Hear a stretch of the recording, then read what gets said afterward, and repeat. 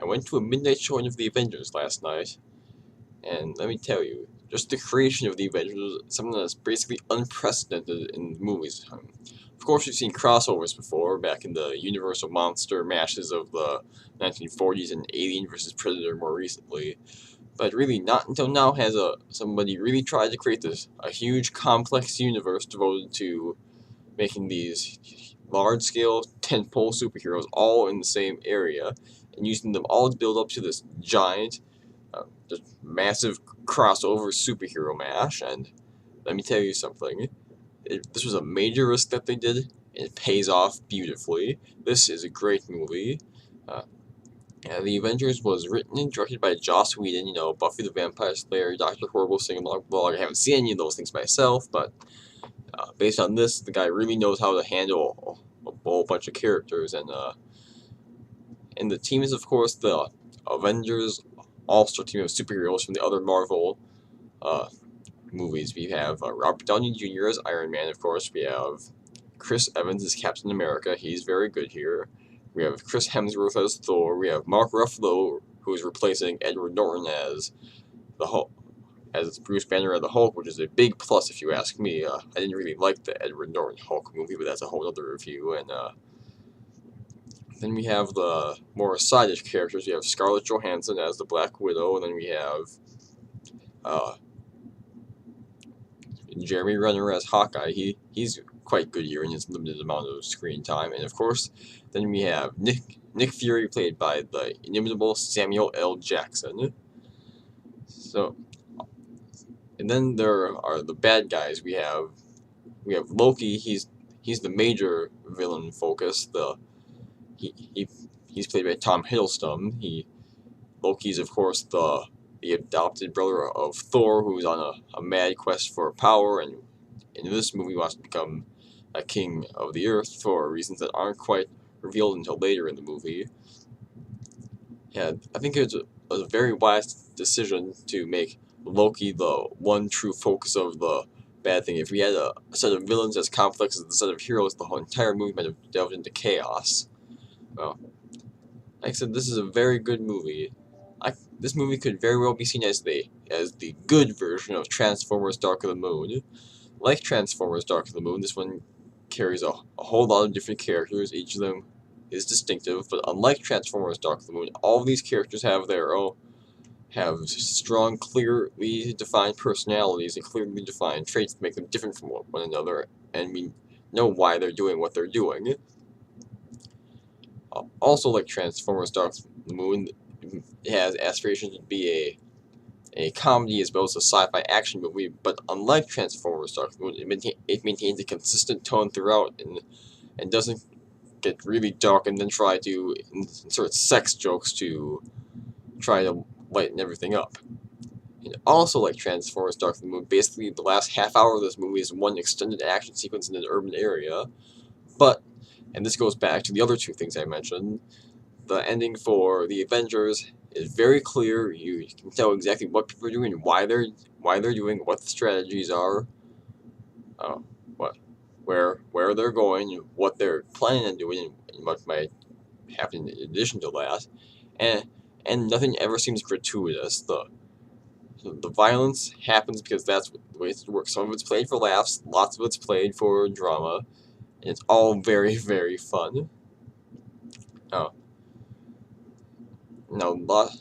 the other Avengers, for the most part, Thor, the Hulk, Captain America, Iron Man, have each gotten their own individual movies, and while it might be useful to watch some of those movies before watching this one, I have to say, each of these characters is so emblematic, so iconic in their own right, that you don't really have to watch them in order to enjoy this movie. I mean, like, you can see Iron Man, he's Iron Man. You can see Thor, he's Thor. You can see Captain America, he's Captain America.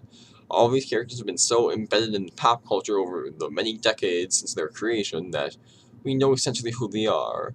Possibly only Thor is the one who would require a bit of a background to know him, probably because he's the least readily identifiable of the bunch.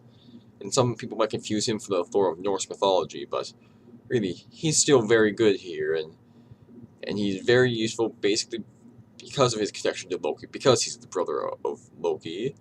And I love the fact how everyone's able to find a connection somehow. They're all able to justify working with each other and working against each other. One of the extended action sequences in this movie is a fight between Iron Man, Thor, and later Captain America. And this is kind of a tradition in the Marvel comics, and I assume it will probably be in the movies from now on too. The heroes have to fight each other in order to team up with each other. I guess this is the way of showing how they can build respect for each other's abilities. But most of the time, it just seems to be a really cool way to set it in some of those geek beds. Like, hey, what would happen if Captain America tried to block the hammer of Thor? What if who would win in a battle with Thor versus Iron Man? Stuff like that. But it's very fun. Once again, directed with a nice touch by Joss Whedon. This is the first movie he's directed since Serenity, which is based upon, of course, his TV series Firefly, which once again I haven't seen. But he shows a really good eye for the movie theater here. I'm really surprised he hasn't directed more movies, especially since the TV shows that he directs seem to be canceled so quickly. But once again, that's a whole other thing. And this movie is pretty long. It's 2.5 hours long, but this is one of the few movies I've watched recently where if the movie goes on long, I never notice it. It just goes zips by. Once again, more credit to the pacing of Joss Whedon and just the charisma of these actors. I mean, this writing is very good too. This is a very funny movie, and all of the comedy seems natural as opposed once again to the Transformers Dark of the Moon stuff. But the comedy comes from the characters, it comes from their situations, and there's a nice kind of self-awareness as to just how ridiculous it is that all of these superpowered characters were brought together. I mean, it's kind of like what they talked about in the graphic novel of Watchmen, where it takes an extreme personality to become a superhero in the first place. So how can you expect 4 or 5 of these guys to come together and have no friction whatsoever? It's really a very good look at what it would have to be like for these characters to have to work with each other. And yeah, although the movie does have a very light tone, there are some more serious parts, and but the thing is, you take these serious parts just as seriously as the characters do. I mean, we get senses of what Loki's true motivation is, the fact that he's not working on his own here. He has to have somebody else's help in order to try to take over the world, which is, of course, the logical goal of every single comic book villain in the history of comic books. But here, you realize that's not everything that he's going for. We get a little bit of foreshadowing earlier in the movie, then we get a little bit later on. We realize Loki is actually working towards somebody else's goal, and the fact that we know that's going to show up somewhere gives us a whole lot of suspense. Another very way they added lots of good suspense to an action sequence is when they had a large action sequence set inside the airship that the Avengers are running on.